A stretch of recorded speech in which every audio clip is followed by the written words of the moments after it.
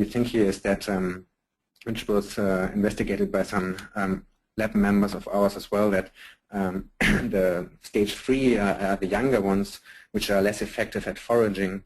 The idea here is that the copepods go deep as fast as possible to avoid predation. So the idea is only to feed the least time necessary at the surface waters and then go down. So that's why we see the older stage, which is more effective at foraging, already down at depth, but Calanus glacialis stage 3 still closer to the surface. Yeah, and that brings us to the discussion slide. So yeah, imaging technology addresses some analytical challenges, as I said here. Those are some things that I did not mention specifically so far, but I pointed it out. So if we compare the analysis of subsamples under the microscope with the automatic identification, then, for example, one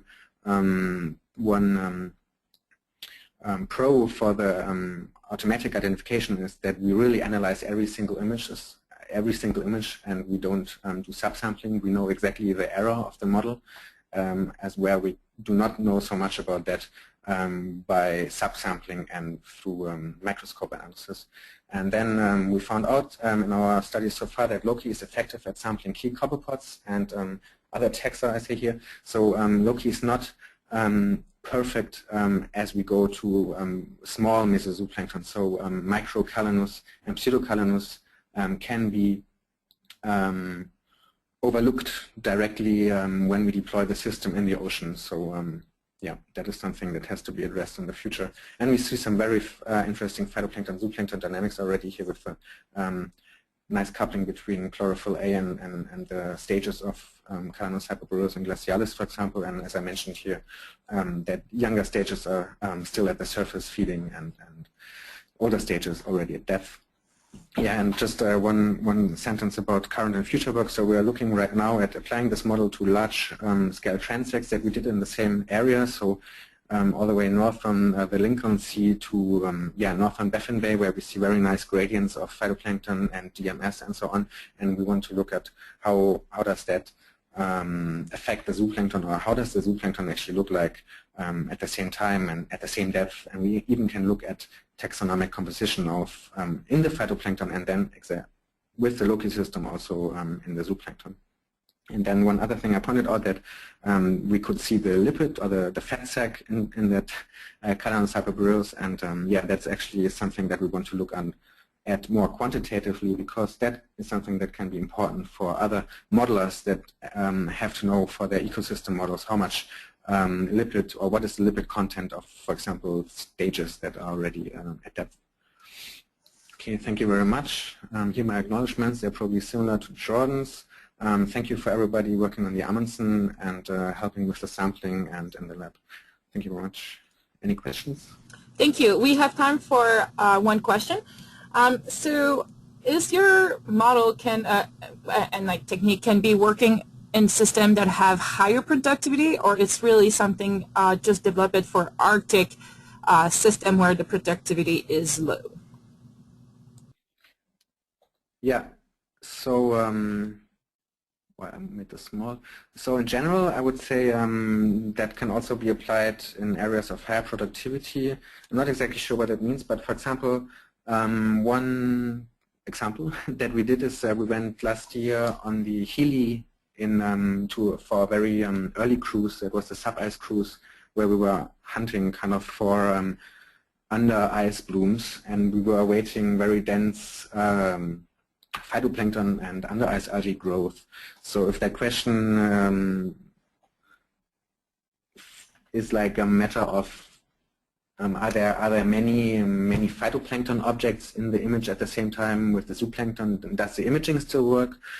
Then I would say yes, because we have meaningful results from that cruise from last year. So in a highly productive environment like in that under ice bloom, we can still get good zooplankton imagery with the system. Yes, I think that's where the question was going. Okay, good. I'm sorry, I cut you. You can still develop on what you're doing. Yeah. Just let me know if I need to follow up. So could you use, or is this technique is applied to like marine system more down south? Yeah, so as I pointed out, Loki is really new. So if we talk about the Loki system, then there's one study where they looked at some deep deep copper pots off the coast of Peru in zones of low oxygen, and they used that system there. So that would be further south. However, I know that that was basically only collecting while looking at images by hand. So there was no automatic model building involved. But that's definitely possible. And right now, there's, for example, a very interesting Kaggle competition going on for machine learning, where the Oregon State University has a similar data set of zooplankton images taken with a different system, but yeah, a lot of up to several hundred machine learning scientists actually working on that right now as well. So yes, there are definitely, you know, and with the other systems that are around with the VPR from Woodsole, so there are definitely applications of the systems that are temperate and further south or even equatorial. Yeah. Thank you, Mara. It's always a pleasure to have you on the online APECS conference. We are moving to our next speaker, which is Jessica Goldsmith. Jessica is based at the Université du Québec at Rimouski, and she's going to present on forecasting the habitat suitability of high-risk invasive species in the Canadian Arctic. Jessica, if you unmute yourself, the platform is yours. Okay, hello, do you hear me? Yes, we do. Do you hear me? Yes, we do. Hello? Okay, perfect.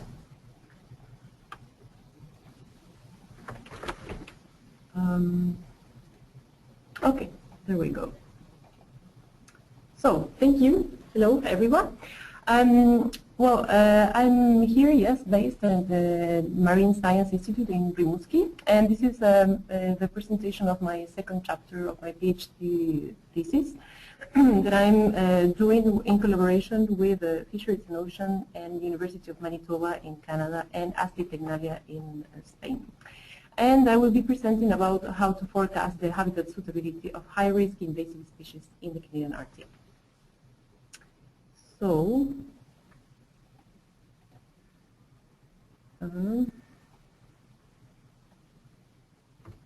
there we go.